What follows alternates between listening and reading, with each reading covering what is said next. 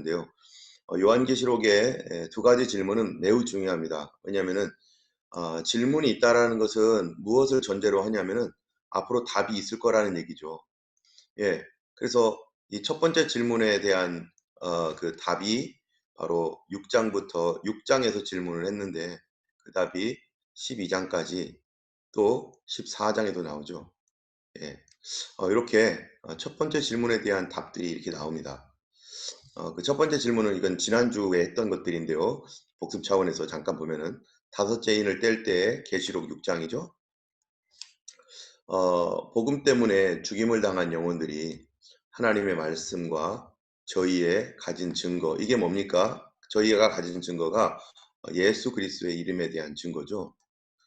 하나님의 말씀과 저희 가진 증거 때문에 죽임을 당한 영혼들이 제단에서 외치기를 하나님 앞에 우리의 이 피를 신원하여 달라고, 언제까지 주님께서 신원하지 않으시겠습니까?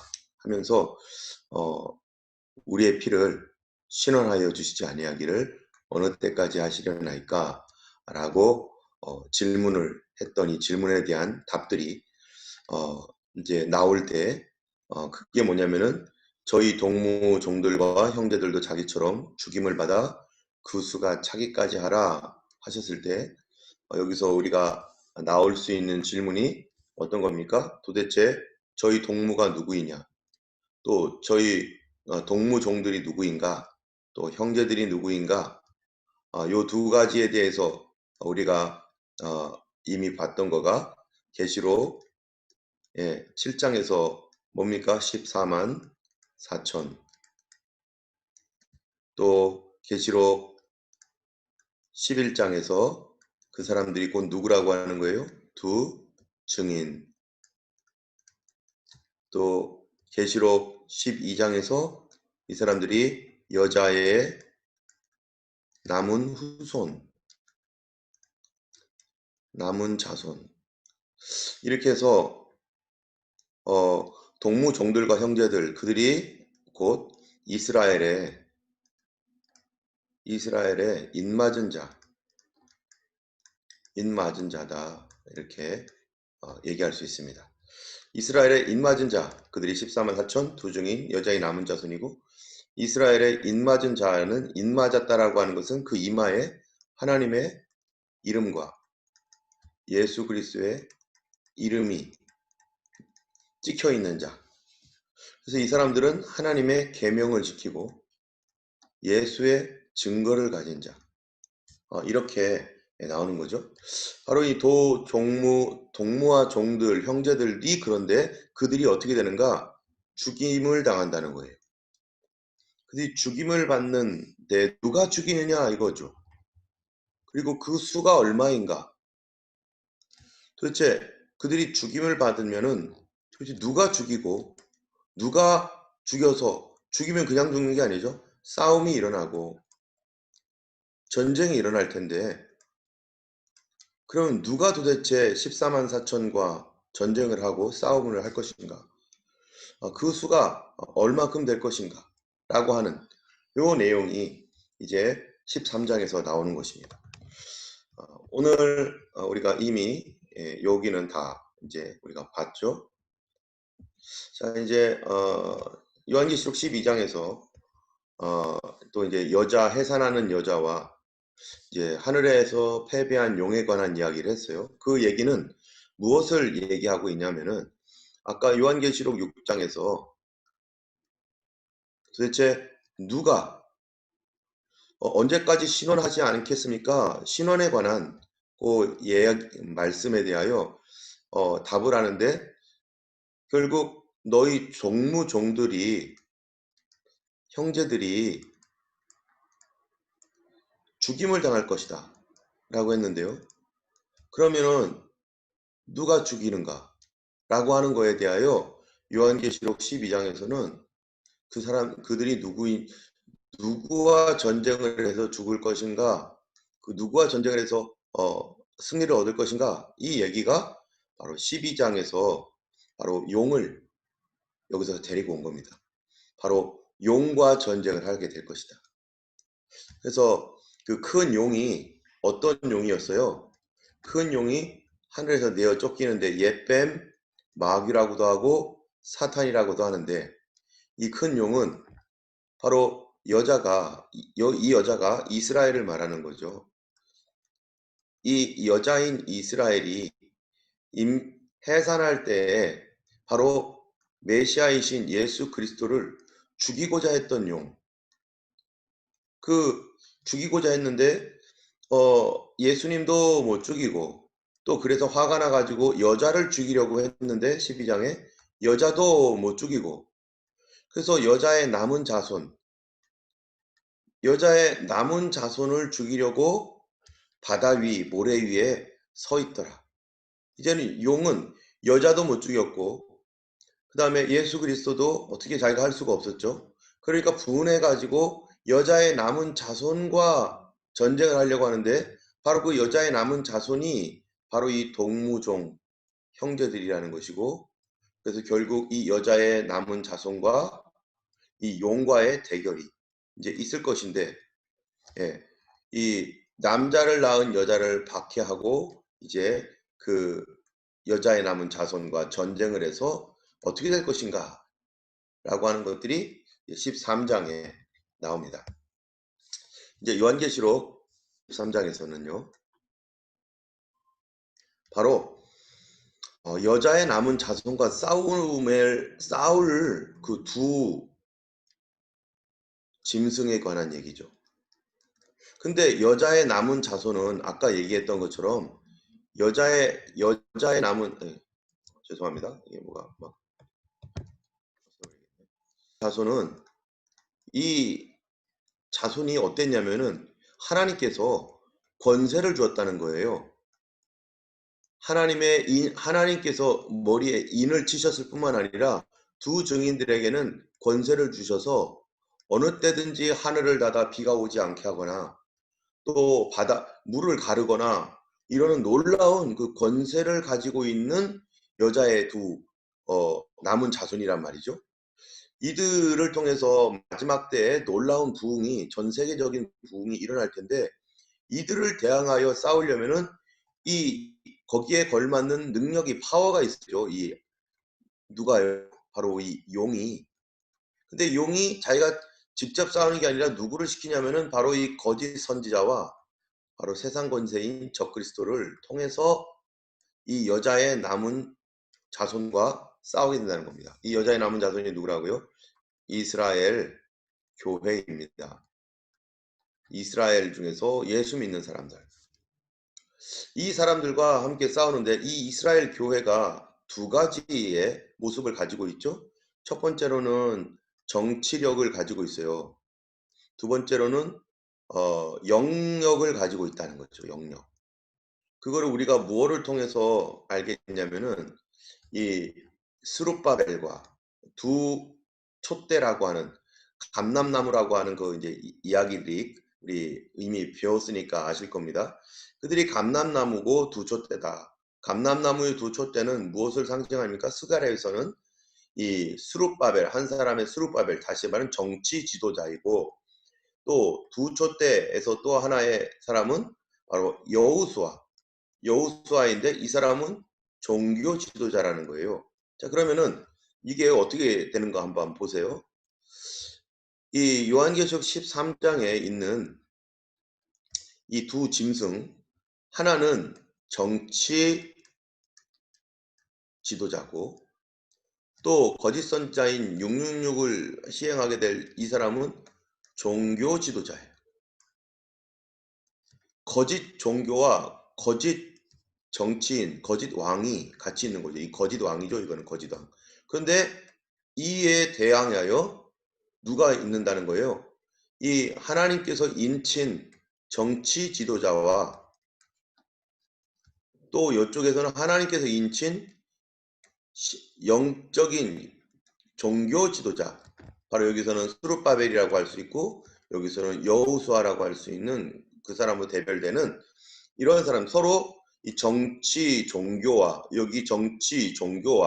서로 이 대결을 하게 된다는 것입니다. 이게 두 사람과 두 증인이라고 해가지고 두 사람이 아니라 이 두 촛대와 같이 바로 증인의 교회라는 거죠. 증인된 교회. 그래서 이러한 곳에 서로 전쟁이 일어나게 되는 거예요. 어떤 식으로 전쟁이 일어나는가 이거에 대해서는 뭐 인제 우리가 이제 요한계시록 13장에서 인제 13장 이후에 있는 내용을 보면은 이 둘이 어떻게 전쟁이 일어나고 어떻게 싸우는지에 대해서 우리가 좀 추측할 수 있는 것들이 있죠. 자, 그다음에 인제 그러면은 바로 인제 요한계시록 13장에 나오는 성도들과 싸우는 그 적그리스도, 이 종교 지도자죠. 이게 아니 정치 지도자죠. 정치 지도자. 대통령이든지 총리든지 뭐든지 되겠죠. 그 적그리스도는 이게 두 증인이 사역이 끝날 때 무저갱에서 올라온다. 계시록 17장 1절, 11장 7절이죠. 두 증인, 바로 아까 얘기했던 그 이스라엘의 교회가 이 복음을 전 세계에 증거하고 놀라운 기적을 통해서 많은 부흥이 일어날 때 일어나는 그 3년 반 기간 동안에 어떤 사역을 하고 있을 끝이 나면, 그 3년 반이 끝나면 이 무저갱에서 그 이 올라오는 짐승이 바로 적그리스도다. 그렇다면 그 무저갱에서 올라오는 짐승 이야기가 반드시 요한계시록 11장에 있으니까 13장 이후에 걔가 도대체 누구인지 쭉 나타나겠죠. 뿐만 아니라 요한계시록에서만 나타나는 게 아니라 이것이 이미 구약에서도 그가 누구인지 너무나 중요하기 때문에 미리 얘기해 놨습니다. 그게 바로 다니엘서죠. 그가 두 증인 사회 끝날 때 무저갱으로 올라와서 두 증인과 전쟁을 벌여서 두 증인을 죽입니다. 그리고 그 적그리스도가 남아있는 여자들 후손과 싸워서 이긴다. 이게 같은 얘기죠. 남아있는 여자의 후손이나 두 증인이나 같은 존재니까요. 그들이 또 성도니까 이 셋이 같은 거예요. 성도들과 싸워 이긴다. 그래서 이 적그리스도가 이들이 싸워 이겼다라고 싸워서 뭐 했다는 거예요? 죽였다라는 거기 때문에 이들이 순교를 하게 됐다는 겁니다. 그러면은 아까 이방인 교회에 순교를 냈던 사람들이 하나님께 호소를 했는데 그 호소한 것처럼 누구도요, 너희 동무종들도 순교를 하여 그 수가 차기까지 잠깐 기다리고 있어라 라고 했던 말씀의 답이 여기에서 계속해서 그 답을 얘기해 주는 거죠. 또 이제 그 두 짐승에 대하여 이제 두 번째 질문이 이제 또 하나가 뭐냐면은 아까는 신원하여 주지 않기를 언제까지 하시겠습니까? 라고 했는데, 그래서 두 증인 14만 4천, 여자의 남은 후손, 성도, 이게 다 같은 말이죠. 이들이 누구랑 싸운다고요? 용의 세력인 이런 적그리스도와 싸우는데, 적그리스도가 어떤가에 대한 이야기가 13장에 이렇게 말하죠. 13장 13절 14절 4절과 7절 말씀인데요. 예, 우리 김순아 집사님께서 한번 읽어주시면 감사하겠습니다.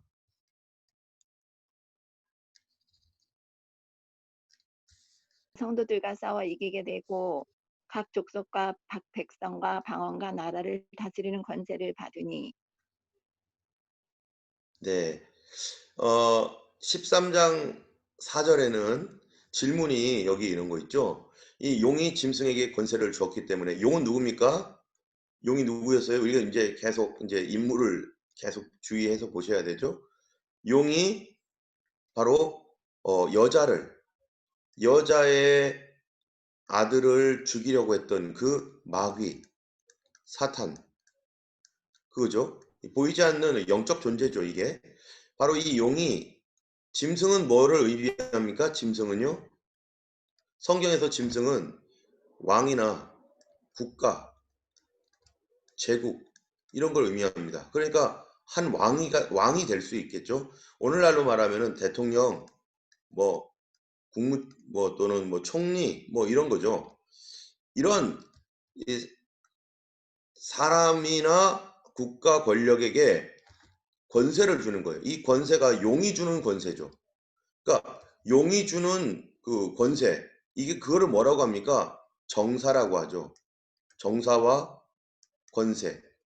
이 정사와 권세를 이 짐승, 이 국가와 이 대통령, 이러한 것들에게 권한을 부여를 해요. 사단의 이 능력을. 그래서 용에게 경배하게 하고, 이 사람들이, 이 대통령이나 총리 이런 사람들이 이 사단을 숭배하게 만든다는 거예요. 사람들로 하여금. 그렇기 때문에 과거에 일본이 그 뭡니까? 국가적으로 천황 숭배했던 것처럼 이 사람들에게 강제로 사단을 숭배하게 하는, 이 사람들은 결국 이 사단 숭배자죠. 어쨌든 그 짐승에게 경배하여 가로되 누가 이 짐승과 같으냐라고 하는 질문을 또 합니다. 그래서 이 누가 이 짐승과 같으뇨 하면서 이 누가 더불어 싸우리오라고 하는 대답에 7절에 보면은 권세를 받아 누구와 싸워요? 성도들과 싸우는데, 그러면 결국 유일하게 싸우는 존재, 이 사단의 그 정권과 이 마귀의 정권과 싸울 수 있는 존재는 누구밖에 없냐면은 성도들밖에 없는 거죠. 왜 성도들밖에 없느냐? 왜 다른 사람들은 없느냐? 그들은 이 짐승과 용에게 완전히 어떻게 돼요? 속기 때문입니다. 그들은 용과 짐승을 지지합니다. 서포트를 해주죠. 속아가지고. 그러니까 그들이 거짓말쟁이라고 하는 사실에 대하여 누가 알고 있냐면 오직 성도들만 알고 있어요. 그가 앞으로 나타날 어떠한 전 세계적인 유명한 지도자가 바로 적그리스도 세력이고 교회를 핍박할 존재들이고 교회를 죽이려고 하는 그러한 사람이다, 그러한 존재라는 거, 하나님을 대적하는 존재라는 거를 오직 누구만 아느냐? 성도만 아는 거예요. 다른 온 세상은 그를 선한 사람으로, 그를 구세주로 믿고 따라가는데 오직 성도들만 저거 잘못됐다. 지금 우리나라의 정치가 막 혼돈스럽고 계속해서 우리나라가 어려워져 가고 있는데요. 성도들만 정신 차리자 하면서 반대하고 이런 거 저런 거 여러 가지 국가 정책들, 다른 사람들은 뭐 그게 어떠냐고 하는데 성도들은 계속 반대한단 말이죠. 그러니까 세상이 왜 그리스도인들은, 왜 교회 다니는 사람은 왜 저렇게 그러느냐 하면서 성도를 싫어해요. 교회 다니는 사람들을 싫어해요. 그러다 보니까 교회도 둘로 나뉩니다. 하나는 아이 국가나 이런 거 그런 거 뭐 중요해. 국가가 하자는 대로 그냥 하자. 따라가자. 그리고 기독교인들을 극보수다. 뭐 어쩌고 하면서 이 한쪽으로 막 이렇게 국가 편에서 국가를 서포트하는 거짓 선지자처럼 그렇게 국가 편에 서서 우리의 신앙이 무너지고 있는데도 불구하고 그들의 말을 들어주고자 하는 사람들이 있는가 하면은, 또 아니다 우리는 끝까지 가겠다 해 가지고 그렇게 어 나라를 대적하여 싸우는, 그러니까 세상에서는 어떻게 보겠어요? 아니 왜 나라를 대적해 싸우냐 하면서 믿는 사람들을 싫어하고 미워하죠. 그래서 우리가 봤던 것처럼 두 증인이 죽으니까 어떻게 해요? 온 세상이 좋아 가지고 서로 선물을 보낸다잖아요.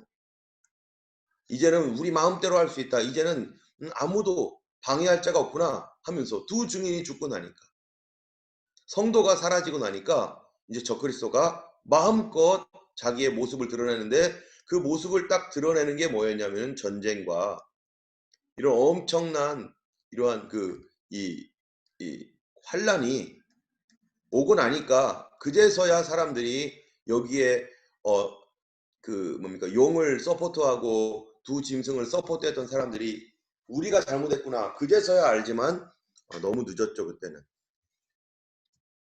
자, 그 내용이 이제 13장에 나옵니다. 13장에서는요 바다에서 올라온 짐승.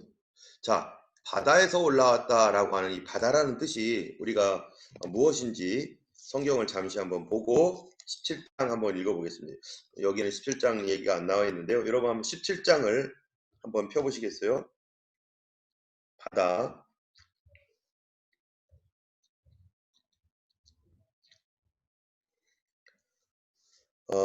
요한계시록 17장 음,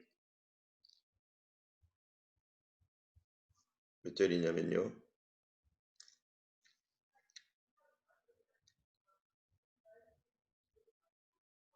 음,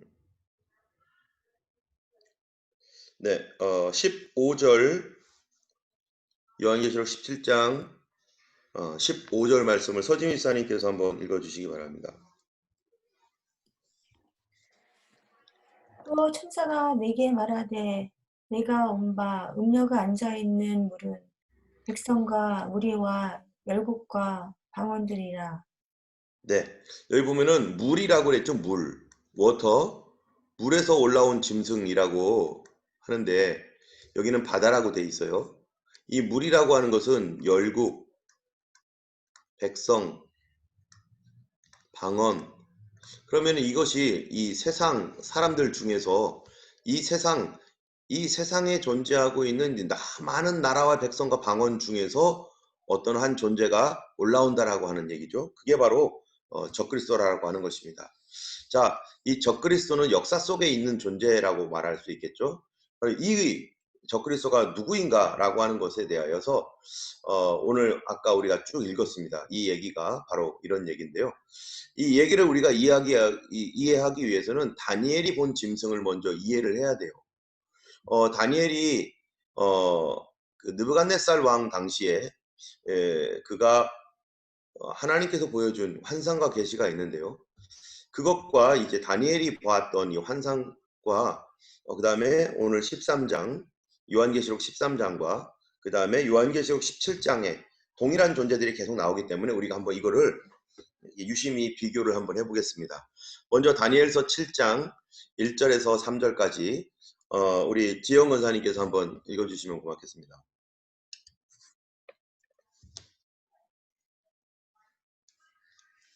바벨론 왕 벨사살 원년에 다니엘이 그 침상에서 꿈을 꾸며 내 속으로 이상을 받고 그 꿈을 기록하며 그 일의 대략을 진술하니라. 다니엘이 진술하여 가로되 내가 밤에 이상을 보았는데 하늘에 네 바람이 큰 바다로 몰려붙더니 큰 짐승 넷이 바다에서 나왔는데 그 모양이 각각 다르니.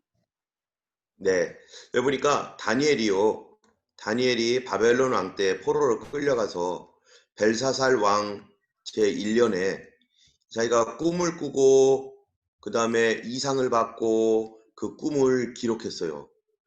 자, 그 일에 대한 내용이 이런 겁니다. 내가 밤에 이상을 보았는데, 비전을 보았는데, 자, 여기 보니까 무슨 내용이냐면 하늘에, 여러분, 이 하늘에 바람이 부니까 어디로 불어요? 큰 바다로. 아까 바다는 뭐였죠? 물은 열국, 백성, 방언, 세상으로 부은 거죠.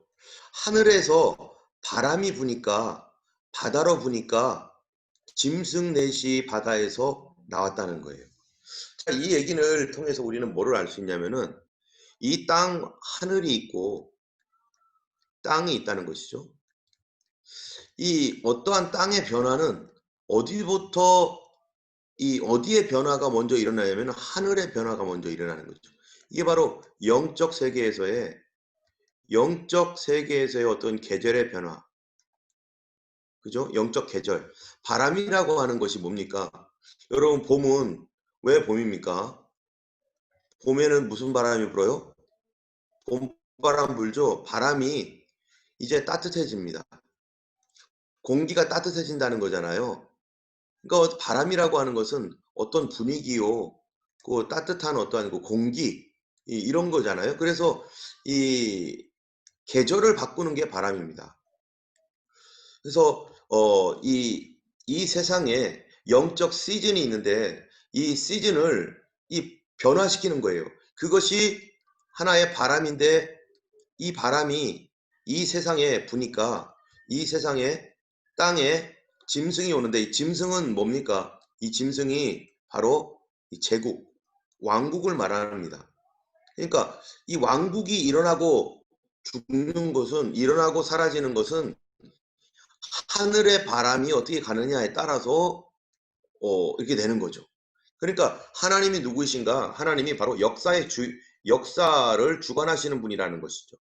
이 세상의 어떠한 그 역사가 마음대로 지 마음대로 가는 게 아니라 하나님의 어떠한 그 역사적인 목표, 역사의 방향을 가지고 있다는 거예요. 이게 굉장히 중요한 얘기입니다. 그 얘기가 무슨 얘기인가? 지금 우리는 과거와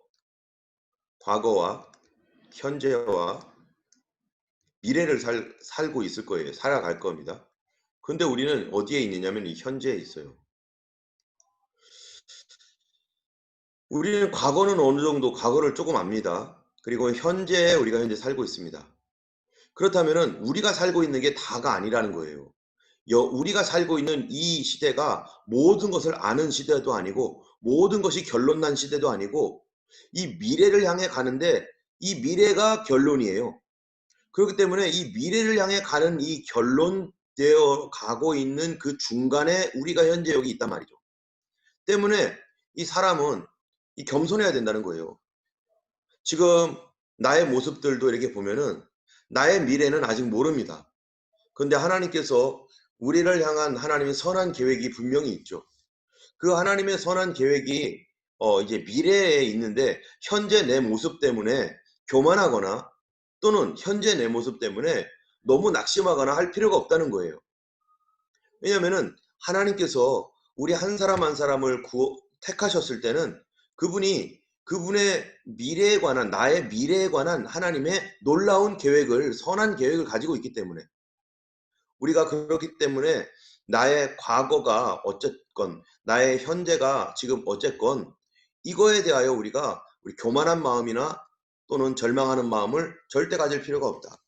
우리는 매일매일 하루하루 하나님 앞에 어떻게 살아가는 겁니까? 충성되게 살아가면 되는 거고 그러다가 우리가 넘어질 수도 있고 또 뭐 수렁에 빠지기도 하고 지금 어떻게 헤어나오지 못하는 어떠한 답답함 속에 있기도 하고 여러 가지 있습니다.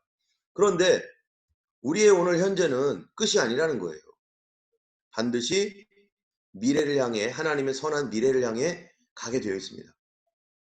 때문에 그것을 우리가 너희를 향한 나의 생각을 내가 안 하니 너희 미래에 너의 장래에 소망을 주려 하는 생각이다 라고 하신 말씀처럼 하나님은 우리 장래에 소망을 주시는 것이고 비록 요한계시록에 나와 있는 이 모든 일들이요 이 막 환난과 전쟁과 막 별거 다 있지만 결국에는 미래에 뭡니까? 믿는 자들로 하여금 소망을 갖게 하고 믿는 자들이 다스리게 하는 그러한 그 새로운 세계를 주님께서 예비해 가시는 과정 가운데 있다는 것입니다. 때문에 우리의 삶에 있어서 우리의 미래는 아직 다 끝나지 않았습니다. 그러므로 우리 하나님을 기대하면서 오늘도 우리 하나님께서 나에게 주신 이 하루에 대하여 충성스럽게 보내는 것 그것이 중요한 것이고 결코 교만이나 절망이나 이런 것들을 하면서 현재 모습 가지고 막 내가 뭐 이랬다는 둥 뭐 저랬다는 둥 그런 거 전혀 할 필요가 없는 것이죠. 저도 마찬가지죠. 저도 자랑할 것도 없고 또 절망할 것도 없고 하나님께서 우리에게 주신 길을 그냥 묵묵히 가는 것이고 나는 미래를 모릅니다 아직. 그러나 분명히 하나님께 선한 것을 예비해 놓으셨기 때문에 현재에 있는 이 모습에서도 내가 하나님 앞에 오늘 충성하고 오늘 하루를 살아가는 거죠. 때문에 우리가 미래에 대하여 지금부터 막 염려하고 막 이럴 필요는 없는 거죠. 하나님이 주신 것이니까. 자, 다니엘서 7장 4절 아까 얘기한 대로 짐승 넷이 바다에서 나왔어요. 하나님께서 이 짐승들을 일으키신 것이죠. 이 짐승들이 바로 제국인데 다니엘 당시가 어떤 때냐면은 바로 여기에 보는 것처럼 다니엘 당시가 이 바벨론 당시에 다니엘이 끌려갔습니다. 다니엘이 BC 606년에 다니엘이 BC 606년에 바벨론으로 끌려갔어요. 바로 다니엘이 거기에서 바로 이런 이상을 본 겁니다. 잠을 자다가 하나님께서 이상을 보여주셨는데 첫째는 사자와 같은 거. 사자와 같은데 이게 뭐예요? 이게 짐승이에요. 근데 알고 봤더니 이 짐승이 뭐냐? 아까 말한 것처럼 바벨론 제국입니다. 여기에 바벨론. 다니엘서 2장에서는 금으로 여러분 잘 아실 거라고 생각이 됩니다. 첫째는 사자와 같은데 독수리의 날개가 있더니 내가 볼 사이에 그 날개가 뽑혔고 또 땅에서 들려 사람처럼 두 발로 서게 함을 입었으며 또 사람의 마음을 받았으며 하면서 바로 첫 번째 나라가 바벨론인데 사자로 표현되어 있다. 두 번째 바람이 부니까 이제 또 다른 짐승이 하나가 올라오는데 그것도 하나님께서 역사를 주관하시는 거죠.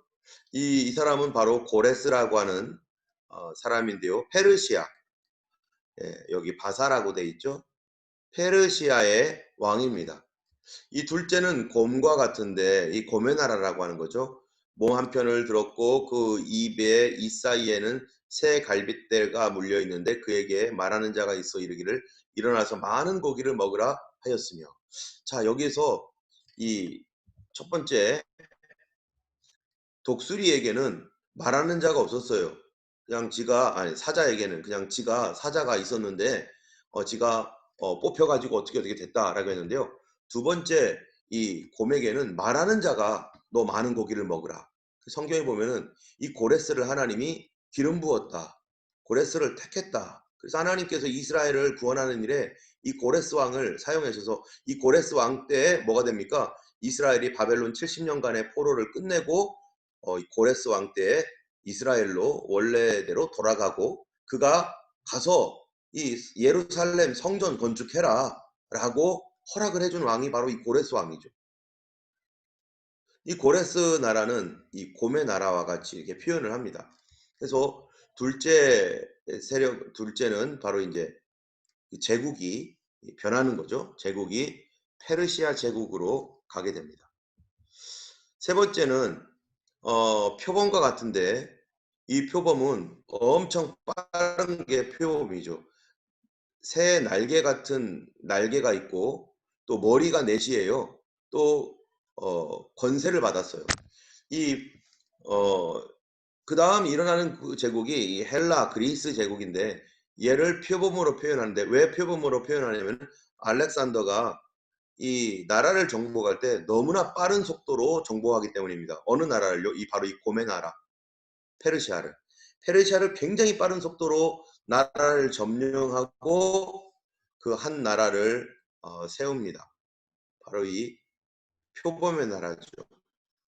근데 이 표범에 뭐가 있어요? 머리가 넷이에요. 알렉산더가 나이가 30대 초반에 나라를 이만큼이나 되는 엄청난 이러한 그 큰 제국을 형성하고 그가 33세인가요? 그때 죽습니다. 죽으면서 그 나라가 넷으로 갈려요. 셀류코스, 그 다음에 프톨레마이오스, 그 다음에 리시마쿠스, 그 다음에 카산더. 이 네 명의 알렉산더 아래에 이 네 명의 장수가 있는데 각자 능력대로 나라를 쪼개어 가지고 이 네 개의 나라로 갈립니다. 그래서 얼굴이 네 개죠. 머리가 넷이라는 거죠. 그래서 프톨레마이오스, 셀류코스, 리시마쿠스, 카산더로 네 명의 나라로 나라가 쪼개지는. 그래서 이 표범의 나라도 그런데 그 다음 나라에 의해서 멸망합니다. 그 다음 나라가 뭡니까? 네 번째 나라가 다니엘서 7장 7절에 내가 밤 이상 가운데 그 다음에 본 넷째 짐승은 무섭고 놀라우며 또 극히 강하며 또 큰 철이가 있어 먹고 부서뜨리고 그 나머지는 발로 밟으며 그 짐승은 전에 모든 짐승과 다르고 또 특별한 게 있는데 10뿔이 있더라. 다른 것들은 10뿔을 뿔이 있는 얘기를 하는데 얘는 특별한 게 10개의 뿔이 이 머리에 있다는 거예요. 그 나라가 바로 우리가 잘 아는 로마입니다. 로만 제국. 이 로마 제국이 이 세계의 가장 큰 제국으로 오랫동안 동로마 서로마 해가지고 서로마는 400년경에 무너졌지만 동로마는 1000년이 넘어서까지도 계속 그렇게 유지가 되었던 콘스탄티노플에서. 그래서 이러한 넷째 짐승도 누가 이 짐승을 일으키느냐? 하나님께서 그들을 통제하고 하나님이 역사를 통제하고 계시다. 그래서 로마는 철의 나라라는 거죠. 이 다니엘 2장에서 우리가 2장은 보지 않았지만 이미 우리 여러분 다 알고 계실 거라고 생각합니다. 다니엘서 2장에 느부갓네살 왕이 꾼 꿈에 금신상 이런 모습의 형상을 가진 이 꿈을 꿨죠. 그런데 다니엘은 바로 이제 이 사자, 곰, 표범, 그다음에 아주 무서운 짐승에 관한 이 꿈을 하나님께로부터 이상을 받았습니다. 그래서 그 당시에는 다니엘이 이게 뭐 언제쯤 오는지 이런 건 모르죠. 다니엘은 지금 바벨론에서 포로되어 있는 상태에서 이 자기의 미래를 보고 있는 거니까요. 이 미래를 보는데 어디까지 봤느냐면 이 끝까지 본 거죠. 여기까지. 그리스도의 왕국까지. 그래서 자기가 보니까 이게 무슨 말인지 자기도 다 사실은 알지 못하겠죠. 그런데 7절에는 바로 열불 얘기를 하잖아요. 7절에서 열불. 그러면서 이제 이 어디로 가냐면은 사나운 짐승의 열불로 그 초점을 옮깁니다. 이렇게 이쪽에 열불이 있죠. 사나운 짐승에서 끝나는 게 아니라 이제 그 열불을 더 자세하게 마치 돋보기로 보듯이 열불을 더 들여다보자 해가지고 열불을 보는 거죠. 다니엘서 7장 8절 내가 그 열불을 유심히 보는 중 다른 작은 뿌리 이 한 뿌리 뭔가 있는데 그 뿔 중에 작은 뿔이 그 사이에서 나더니 먼저 뿔 중 셋이 그 앞에서 뿌리까지 뽑혔으며 이 작은 뿔에는 사람의 눈 같은 눈이 있고 그 입에 있어 뭐를 해요? 큰 말을 한다. 이 뿔이라고 하는 것은 무엇을 의미합니까? 이 왕을 의미합니다. 왕. 이 스가랴서에 보면은 이 뿔 뭐 이런 것들을 왕을 이렇게 상징하고 있어요. 스가랴서에도. 이게 왕인데 이 사나운 짐승 머리에는 10개의 뿔이 있는데 이 10개의 뿔은 앞으로 미래에 있을 마지막 때에 있을 뭡니까 로마 제국이라고 하는 로마라고 하는 어떠한 그런 그 뿌리를 가지고 있는 그런 계승하는 어떠한 나라들이 있는데 그 나라가 10개의 어떠한 그 10개로 뭔가가 구성되어 있는 그런 나라 중에 하나가 갑자기 우뚝 솟으면서 이것이 10개를 전체를 통합하는 바로 요거를 우리는 뭐라고 하냐? 적그리스도라고 말합니다. 근데 여기 보면은 다니엘이 그 해석했던 금신상, 은신상 여기 보면은 맨 마지막이 바로 뭐예요? 이것도 10발가락이에요. 여기도 10발가락, 여기는 10뿔. 그 10뿔 중에 이 10뿔 중에서 요 마지막 요 한 뿔이 3개의 뿔을 이렇게 부서뜨리고 자기가 우뚝 섭니다. 그래서 8개의 뿔이 남죠. 자, 이렇게 이제 다니엘이 요걸 보게 되죠. 계속 보면은 그 뿔이 어땠느냐면은 그때 내가 그 큰 말하는 이 말을 하는 뿔이에요. 이게 여러분 잘 보세요. 이제 나중에 또 나옵니다. 이게 말을 하는 뿔이다. 말을 한다. 요걸 굉장히 좀 유심히 봐야 돼요. 말하는 작은 뿔의 목소리로 인하여 주목하여 주목해서 보는 사이에 자 어떻게 됐어요? 요 뿔에 대하여 이게 가만히 보고 있는데 그렇게 보는 사이에 짐승이 죽임을 당해요. 그 짐승이 뭐겠어요? 요거죠, 요거. 그러면은 이 뿔이 뭐지? 하고 이렇게 보고 있는데 이 짐승이 죽임을 당하는데 이 짐승이 죽임을 당하는 게 뭔가 누가 없어진다는 거예요? 로마가 없어지는 거예요. 로마가 언제 없어집니까? 동로마 제국, 서로마 제국이 이렇게 나뉘어지잖아요. 동로마 제국은 이 서로마 제국은 400 몇 년이에요. AD 400 몇 년에 이 게르만 민족에 의해서 사라지죠. 그리고 이제 나중에 게르만 민족이 프랑크 왕국을 세우고 프랑크 왕국을 세운 다음에 이 프랑크 왕국이 나중에 신성 로마 제국이 됩니다. 나중에 다시. 어쨌든 이 프랑크 왕국에서 이게 신성 로마 제국이 되고 이 신성 로마 제국이 되었다가 이게 세 나라로 갈려요.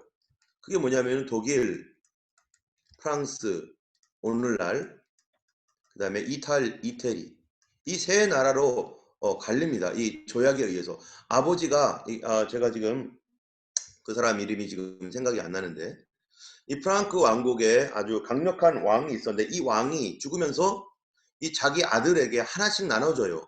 그 지역을.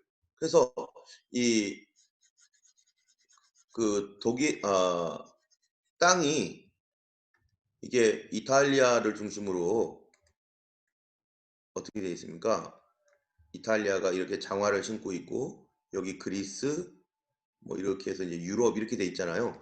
이쪽 지역을 전체를 아버지가 이게 신성 로마 제국을 건설을 했고 이쪽은 동로마 제국이고 여기는 이제 프랑크 왕국으로 이 위에는 야만족들이 있는데 나라를 형성했다가 아버지가 이렇게 셋으로 나눠줍니다. 이렇게.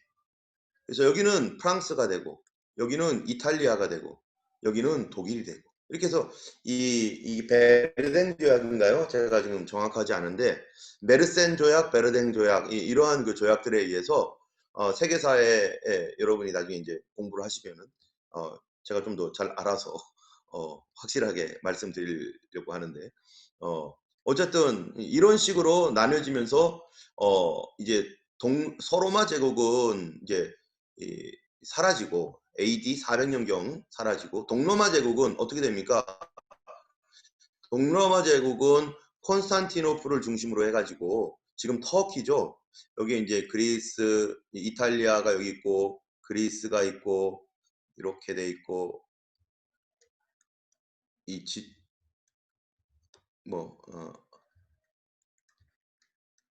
대충 이렇게 돼 있다고 쳐요. 이렇게 해서 여기가 지중해라고 쳐주세요. 지중해. 그럼 여기가 이제 이스라엘이고 여기가 이스라엘이죠. 이스라엘, 여기가 이집트 뭐 이렇게 돼 있겠죠. 그러면은 여기가 지금 터키잖아요. 터키. 예. 터키인데 이 콘스탄티노플은 바로 여기에 콘스탄티노플이 있는데 이 콘스탄티노플을 중심으로 이 이제 동로마 제국이 이렇게 이쪽이 다 형성되어 있는데 이 나중에 이 어디입니까? 지금 터키 제국이 동로마 제국을 침공을 해가지고 동로마 제국이 무너집니다. 그때가 1000 몇백 년이죠? 제가 정확하게 1300년쯤 되나요? 제가 좀 정확한 그걸 모르겠는데요. 어쨌든 이게 무너져요. 그래서 동로마 제국도 사라집니다. 그래서 로마 제국이 이제 완전히 없어진 거죠. 그래서 여기에 보면은 뭐라고 되어 있냐면은 짐승, 아까 그 짐승이 뭐냐면은 요 짐승이죠. 계속 이어져 내려가서 동로마, 서로마 다리가 두 개인데 동로마, 서로마로 이어져 내려갔던 이 역사가 이 죽임을 당해요. 그 짐승이 로마가 끝나는 거죠. 그 시체가 상한 바 되어 붙는 불에 던진 바 되어서 이제는 로마 제국이 없습니다. 지금. 그런데 그러다 보니까 그 남은 모든 짐승들 위에 있는 짐승들이죠. 요것들 남은 짐승은 권세를 빼앗겼으나 그 생명이 보존되어 정한 시기에까지를 지금 기다리고 있다는 겁니다. 이게 무슨 말입니까? 자, 지금 정한 시기가 이 마지막 시대입니다. 지금 우리가 지금 2020년을 살고 있죠. 근데 남은 짐승들이 누구냐면은 바로 이 로마 제국, 이거 로마 죽고 나머지 요 짐승들이 다 죽어버렸다는 거예요. 그런데 나중에 정한 시기가 되면 지금 얘들이 다시 살아나게 됐다는 거죠. 권세를 빼앗겼지만 생명은 보존되어 있다는 거예요. 자, 그러면은 지금 여러분 사자의 나라가 바벨론은 오늘날 어느 나라입니까? 혹시 아시나요? 혹시 이혜련 집사님 혹시 옛날에 바벨론이 지금 오늘날 어느 나라인지 혹시 아세요? 사자? 이라크 아니에요? 네, 맞습니다. 어떻게 하셨죠? 예, 이라크입니다. 이라크. 지금 옛날에 후세인이 바벨론의 영광을 다시 재건하자 뭐 이래가지고 막 그랬죠. 이라크가 아직 존재합니다. 바벨론의 후손이에요. 사자의 나라. 그 다음에 고메 나라는 페르시아는 어디죠 지금요? 오늘날? 여기가 이란입니다. 이란. 페르시아는 이란이에요. 지금도 여전히 이스라엘을 없애버리겠다고 난리를 치면서 지금 저렇게 하고 있죠. 핵 개발하고 있죠. 어느 나라입니까? 당연히 그리스. 지금 그리스 그대로 있습니다. 로마. 얘 지금 어떻게 됐죠? 얘는 없어졌지만 나중에 지금 다시 살아나고 있죠. 그게 이태리. 로마의 후손이죠. 그러니까 이 나라들이 없어지지 아니하고 지금도 존재하는 거예요. 없어진 민족들도 많은데 이 나라들은 이렇게 이라크, 이란,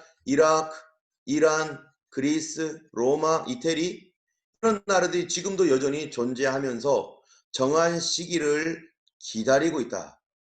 어떤 때 이 생명이 보존되어서 어떤 특정한 시기가 오는데 그때가 언제입니까? 이게 적그리스도의 시대, 마지막 시대, 이 짐승들의 이 시대인데 그 시대가 바로 요 시대입니다. 열불의 시대, 열 발가락 시대.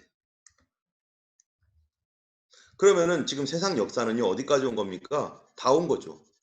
어디 가겠어요? 이제 나머지는 여기밖에 없는데 지금 우리는 여기 어디에 있는 거죠? 여기.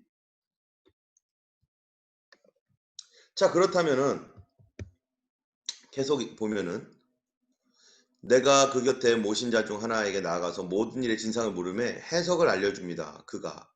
그분이 해석을 하는데 내 큰 짐승은 내 왕이니라. 그쵸? 여기 누굽니까? 이 왕은 여기는 느부갓네살 왕입니다. 바벨론의 왕 느부갓네살.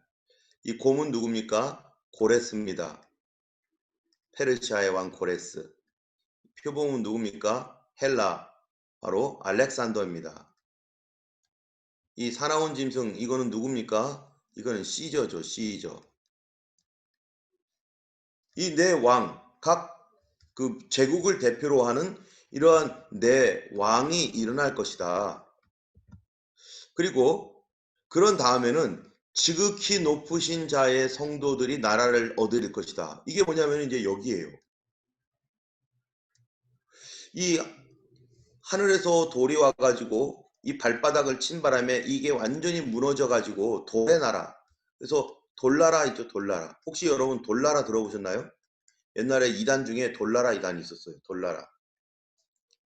그래가지고 아마 여러분이 돌나라 치면은 지금도 나올지도 몰라요. 돌나라. 2단이에요. 이 돌의 나라. 근데 이 돌의 나라가 바로 예수 그리스도의 왕국이거든요. 근데 이 18절에 이 나라들이 다 끝난 다음에 역사 끝에 지극히 높으신 자의 성도들, 여기 성도가 중요합니다. 성도들이 나라를 얻는데 그 누림이 영원하다. 자, 그러면은 이 성도들이 나라를 어떻게 얻을 것인가? 이게 성도들이 어떻게 얻을 것입니까? 이게 천년 왕국인데요. 이 성도들이 어떻게 얻을 것인가가 바로 요한계시록에 앞으로 이제 나오는 얘기예요. 우리가 지금 13장부터 보고 있잖아요. 13장 이후에 어떤 전쟁이 일어날 것인가? 누구랑? 요거랑 어떤 전쟁이 일어나서 성도들이 어떻게 핍박을 받고 어떻게 환난을 당하고 어떻게 싸우고 어떻게 죽고 바로 이스라엘의 성도들과 이스라엘을 통해서 예수 믿게 된 그 수많은 사람들과 어떤 전쟁을 치를 것이고 이들이 어떻게 순교를 당할 것인가. 그 다음에 바로 주님이 오셔서 심판을 하신다. 그래서 그들의 성도가 나라를 얻는 것은 성도들이 자기의 힘으로 얻는 게 아니죠. 바로 주님이 오셔서 성도들이 나라를 얻게 되는데 지극히 높으신 자의 성도들이 나라를 얻을 것이고 그래서 그 하나를 이제 얘기하면 넷째 짐승의 진상을 알고자 하는데 아까 읽었던 대로 철이고 나머지는 발로 밟고 또 잘 보세요. 이제 열 뿔 가지고 있는 짐승에 관하여 그 머리에는 10뿔이 있고 또 다른 뿔이 나오며 새 뿔이 그 앞에 빠졌고 그 뿔에는 눈도 있고 큰 말, 여기 계속 큰 말하는 입이 이 계속 강조하는 게 큰 말하는 입을 갖고 있다. 큰 말을 한다. 그리고 이 뿔이 성도들과 더불어 싸워 이긴다. 이 뿔이요 성도와 전쟁을 한다는 거예요. 그럼 이 뿔이 누구라는 거예요? 이 뿔이 성도와 더불어 전쟁을 하니까 이 뿔이 적그리스도죠. 요 뿔. 그러면은 이 전쟁의 결과가 어떻게 되냐면은 성도들이 여기서 환난을 당해요. 환난을 당해서 이 이 뿔에게 지배를 당합니다. 그런데 그때 하나님께서 역사를 하시는 거죠. 옛적부터 항상 계신 자가 와서 그분이 와야 돼요. 지극히 높으신 자의 성도를 위하여 신원하였다. 복수해 주었다는 거죠. 그게 바로 요한계시록 6장 10에서 11절에 대해서 언제까지 신원해 주지 않겠습니까? 했던 그 내용이 이제 그 뒤로 이어져 나가는 거죠. 때가 이름에 성도가 나라를 얻었더라. 요한계시록 20장 4절에. 그러니까 요한계시록은 무슨 얘기를 해주고 있냐면은 결국 성도들이 어떻게 나라를 얻고 예수님의 제자들에게 한 얘기가 뭡니까? 너희가 12지파를 다스릴 것이다 라고 하셨던 얘기. 구약 성경에서 이스라엘이 세상을 통치하는 그날, 예수 그리스도께서 왕이 되셔서 메시아가 통치하는 그날이 올 것이다 라고 하는데 그 얘기를 계속 지금도 하고 있는 겁니다. 자, 넷째 짐승은 땅의 넷째 나라인데 이 천하를 삼킬 것이고 그 열뿔은 이 나라에서 일어날 열왕이다라는 거예요. 자, 요 열뿔이 있죠. 요 열뿔은 이 로마 제국이라고 하는 이 판도 아래에서 일어날 10명의 왕인데 그 10명의 왕 중에 셋은 하나에 의해서 뽑혀버린다는 거예요. 적그리스도에 의해서. 자, 또 장차 말로 지극히 높으신 자를 대적하고 또 말 얘기가 나와요. 말로 지극히 높으신 자 하나님을 대적하고 두 번째 성도를 괴롭게 하고 성도를 계속 괴롭혀서 성도하고 전쟁한다는 얘기죠. 전쟁. 그럼 여러분 성도는 누구일까요? 우리가 아까 성경에서 왜 이 성도 얘기를 계속 해왔는데 계속 이런 얘기했어요. 14만 4천이 누구였다고요? 두 증인이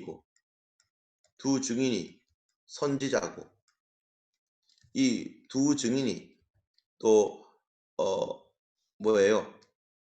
한 때와 두 때와 반 때 말하는 것처럼 이 1260일 동안 예언을 하고 또 이들이 여자의 남은 후손이고 또 이들이 또 누굽니까? 성도고 이렇게 가는 겁니다. 그럼 여기에 성도를 괴롭게 할 것이다. 이 성도를 괴롭게 할 것이다 라고 한다면은 이게 지금 다니엘서에 얘기하고 있는 거가요. 이게 어디로 가냐면 요한계시록으로 가는 거예요. 그가 누구인가? 장차 말로 지극히 높으신 자를 대적하는 그 10왕 중에 하나, 10뿔 중에 하나가 마지막 시대에 성도를 괴롭게 할 어떤 존재가 되는데 그가 때와 법을 변개하고자 할 것이며 성도는 그의 손에 붙임받아 한 때, 두 때, 반 때를 지나게 될 것이다. 그래서 이 적그리스도가 마지막 시대에 하는 일이 때와 법을 바꿔버리려고 한다는. 예. 여러분이 때와 법을 바꾼다라는 얘기가 어떤 얘기일까요?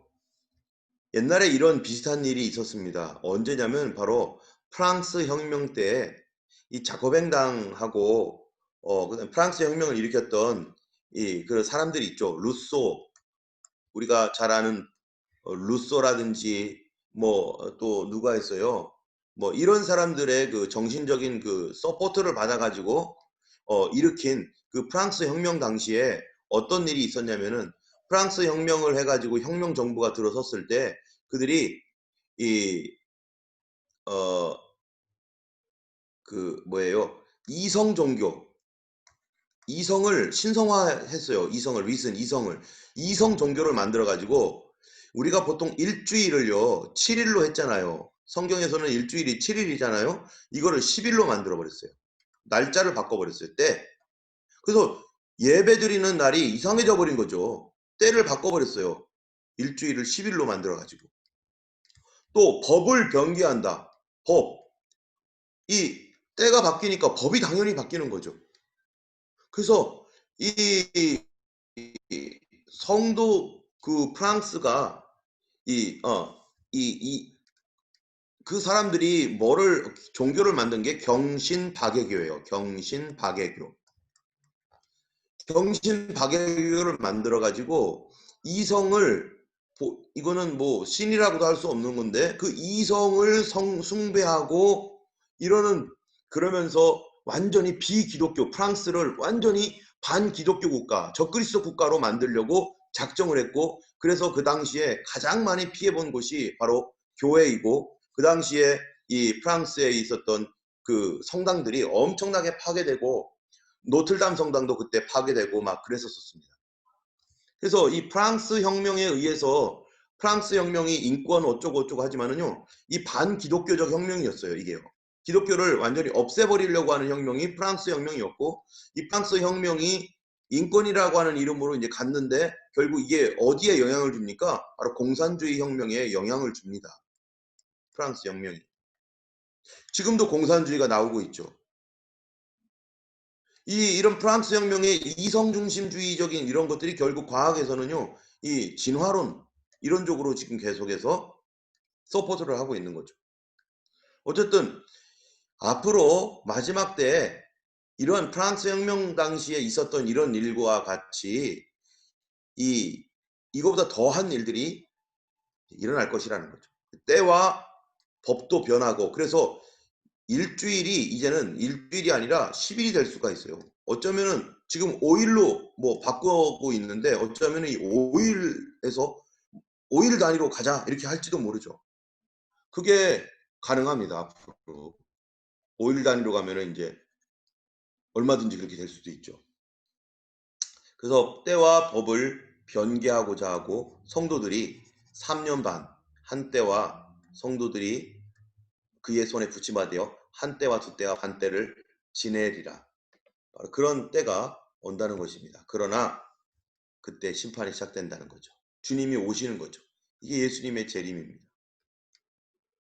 그의 권세를 빼앗기고 끝까지 멸망했을 것이다.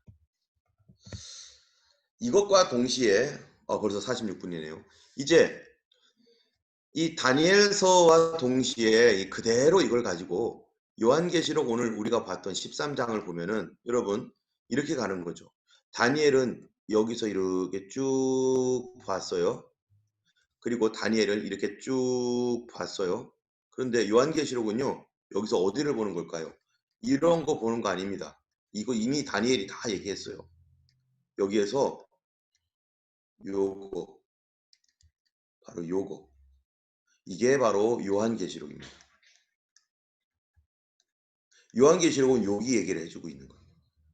13장이 바로 여기 얘기입니다. 보세요. 내가 보니 바다에서 한 짐승이 나오는데 이 지금 여기 죽었었잖아요. 짐승이 하나 여기서 아까 죽었다고 했잖아요. 그래서 힘을 잃어버렸잖아요. 짐승이. 근데 이 짐승이 이제 나오는 거죠. 어느 순간에. 근데 그 짐승이 누구를 계승한 거냐? 얘들을 다 계승한 거예요. 요거 사자, 곰, 표범, 사나운 짐승.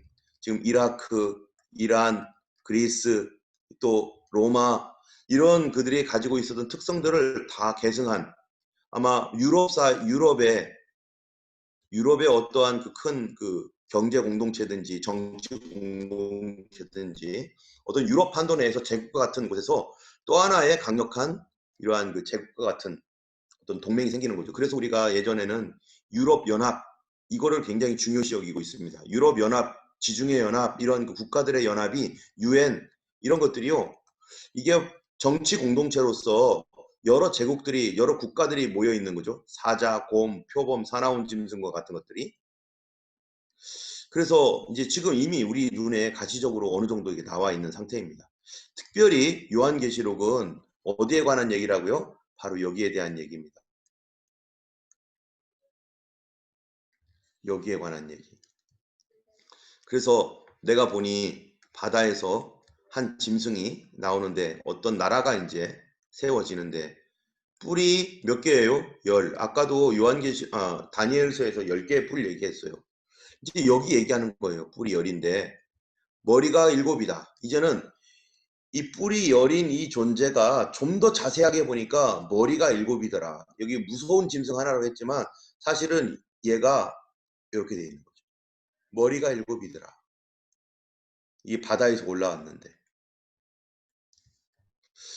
그리고 그 뿔에는 10개의 면류관이 있고 그 머리대는 참남한 이름들이 있더라. 이 참남한 이름들이라고 한다면은 이거는 이 하나님을 대적해 왔던 사람들, 또 사단의 어떤 그러한 그 하수인들, 앞잡이들, 어떠한 그 뭔지는 정확하게 모르겠는데 그런 참남한 모욕적인 이름들이 여기에 가득해 있는 거죠. 내가 본 짐승은 보세요. 표범과 같고, 이 표범과 같죠. 이게 몸이 표범과 같다라는, 몸이 표범과 같다는 것은 굉장히 빠르게 이게 형성된다는 겁니다. 매우 빠르게 이런 연합체가 형성되는 거고, 그리고 그 발은 곰의 발과 같고, 곰은 뭐 어떤 나라에 있습니까? 이 표범은 그리스인데요. 곰은 페르시아, 이라크, 이란이에요. 그 곰의 발이 아니라 곰의 발과 같다는 거죠. 사자의 입과 같고, 용이, 이게 이 나라가 생기는데 그 나라에 용이 자기 능력과 보좌와 큰 권세를 이 짐승에게 줬다는 겁니다. 그러니까 앞으로 일어날 이 짐승의 어떤 배후는 이 사단이에요. 그래서 지금 하고 있는 게 뭡니까? 완 월드 오더 있죠. 완 월드 오더. 또는 딥 스테이트. 이게 뭡니까? 이게 지금 보이지 않는 정부, 국가, 뭐 이런 거 얘기하고 있잖아요. 계속해서 말하는 것이 세계를 세계화하자, 글로벌화하자, 뭐를 만들겠다는 거예요? 세계를 하나의 시스템으로 만들고, 세계를 그리하여서 이 세계가 하나의 정치 시스템, 경제 공동체로 살아갈 수 있도록 그렇게 하자. 그러면은 그 위에 군림하는 자는 세계의 왕이 되는 거죠. 그거를 원하는 거예요. 지금 마누엘드 오더를 외치고 있는 프리메이슨이라든지 또는 일루미나티라든지 이런 그 미 연방 준비은행을 장악해 가지고 세상에 돈을 뿌려가면서 자기의 세력을 계속해서 확장시켜 나가는 이러한 이 돈을 가지고 있는 세력들, 이 주크버거라든지 마이크로소프트사의 이러한 그 사장들, 뭐 이런 사람들이요, 지금 다 이런 일들을 하는데, 앞장서서 하는데 지금 우리는 그런 시대에 살고 있습니다. 근데 그들의 뒤 배경은요, 다 사단 숭배예요. 용. 다음 주에 이거와 연결해서 계속해서 우리가 이제 다니엘서에서 말하고 있었던 이 내용을 이제 요한계시록 13장과 비교하고, 그리고 요한계시록 17장과 비교를 하려고 합니다.